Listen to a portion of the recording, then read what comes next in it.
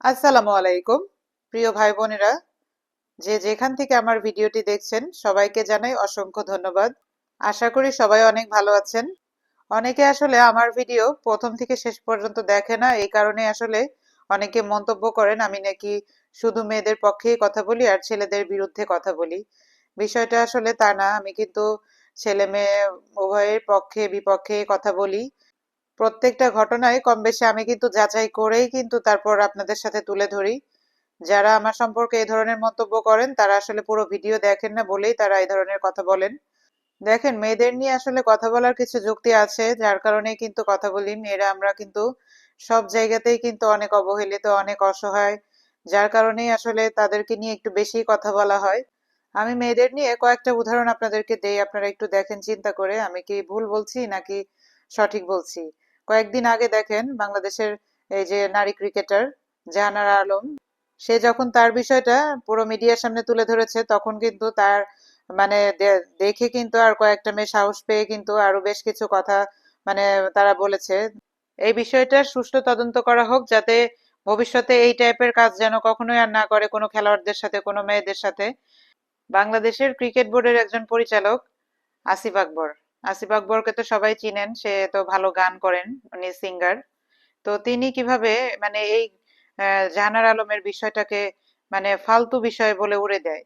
জাহানারা আলম, তার সাথে আরো কতগুলো মেয়ে জড়িত, তাদের সাথে এই ধরনের খারাপ মানে করা হয়েছে, তারপরও কিভাবে সেই আসিফ আকবর বলে যে এই বিষয়টা একটা ফালতু বিষয়, মানে উনি কিভাবে এই কথাটা বলে আমি তাই চিন্তা করি। আবার উনি ফুটবল খেলা, ক্রিকেট খেলাকে নিয়ে মানে বিভিন্ন রকম ওগুলা নিয়ে আর মন্তব্য না করি। তো এই হচ্ছে অবস্থা। এবার আসি মুফতি মামুনুর রশিদের বিষয়টা। তার মতো এই ধরনের অনেক রকম মানে কথাবার্তা, অনেক রকম কার্যকলাপ বেশ কিছু হুজুর আছে, মানে সবাই না, এই বেশ কিছু হুজুরের জন্য ভালো যে সমস্ত হুজুর আলেমরা আছে তাদের বদনাম।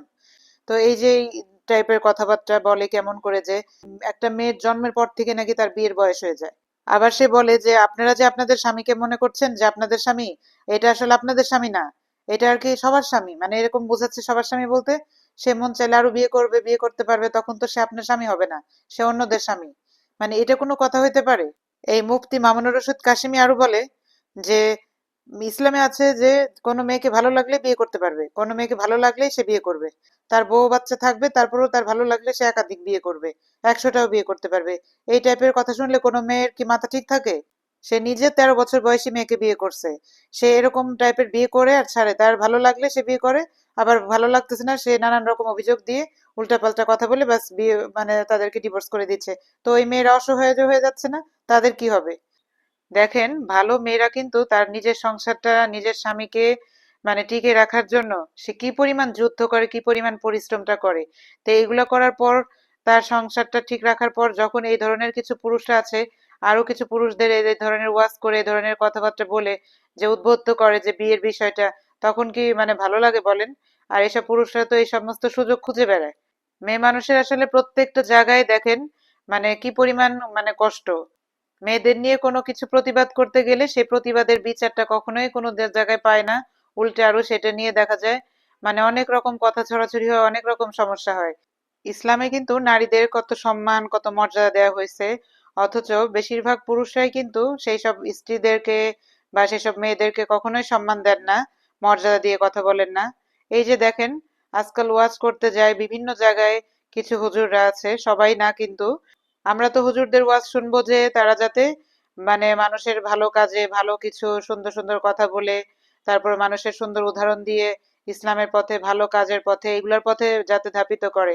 কিন্তু নারীদেরকে এত বাজেভাবে তারা মানে ছোট করে কথাগুলো বলে, মানে ওয়াজ করতে গিয়ে তাদের মানে অনেক রকম টপিক তারা নিয়ে যায়, যে টপিক গুলা বলে বলে মেয়েদেরকে বিভিন্ন ভাবে মানে করে, মেয়েদের পোশাক আশাক পর্যন্ত নিয়ে পর্যন্ত ভিডিওতে দেখি কিছু হুজুর মেয়েদের পোশাক নিয়েও পর্যন্ত মানে তুলে ধরে ওয়াজ করতেছে, গান গাচ্ছে, নানান রকম যে যার যার মতো করেই করতেছে। কোথাও ওয়াজ করতে গেলে সেখানে টাকা পয়সা মিটাই যাচ্ছে, টাকা পয়সা কম হইলে সেখানে ওয়াজ না করে চলে আসতেছে। কত রকম কাহিনী আছে। মেয়েদেরকে ইন্ডিকেট করে বলা হয় যে মেয়েরা নাকি টাকা পয়সা পাইলেও বুড়া মানুষে বিয়ে করে। এরকম আছে অল্প কিছু, সবাই তো আর না। পুরুষরাও যেমন খারাপ আছে, মেয়েরাও খারাপ আছে, ভালো মন্দ মিলেই আছে, কিন্তু একদম ঢালাও ভাবে যখন বলা হয় তখন তো এটা আসলে মেনে নেওয়ার মতো না। আমরা সাধারণ মানুষ, আমরা এই টাইপের কথাবার্তা ভুল করতে পারি, ভুল বলতে পারি, আমাদের শুধরানো উচিত সবারই। কিন্তু যারা ওয়াজ করতে যায়, যাদের ওয়াজ হাজার হাজার মানুষ শোনেন, তাদের তো আসলে একটু বুঝে শুনে কথা বলা উচিত। মা বোনদের নিয়ে এভাবে কথা বলা উচিত না।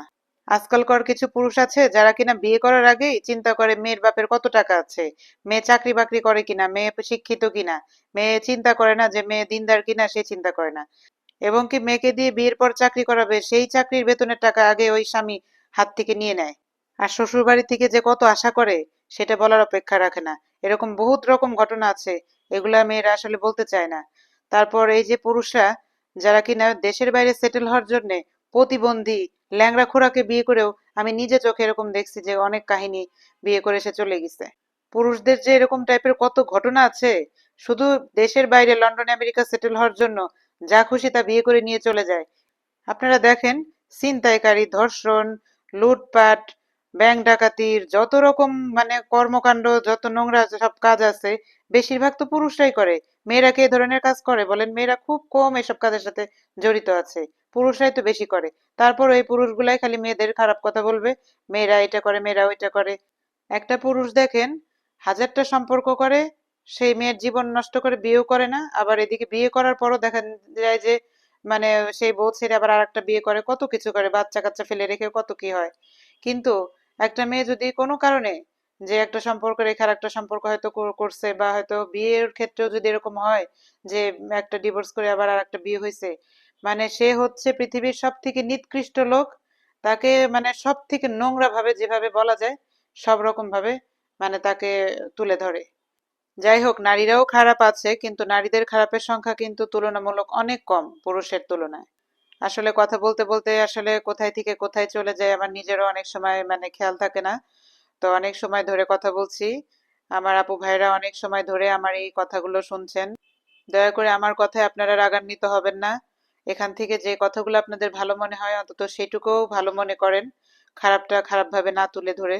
আমি কিন্তু এখানে কোনো অযৌক্তিক, কোনো মিথ্যা কথা, কোনো বানানো কোনো কথা কিন্তু বলছি না। বর্তমান সময়ে যা হচ্ছে, যা মানুষ করে, যা মানুষ ভাবে, সেটাই আমি তুলে ধরলাম। আপনাদের সবার জন্য মন থেকে অনেক অনেক দোয়া থাকবে, আপনারাও আমার জন্য দোয়া করবেন। আমার পাশে থাকার জন্য সবাইকে আবারও শুভেচ্ছা জানিয়ে শেষ করছি। আল্লাহ হাফেজ।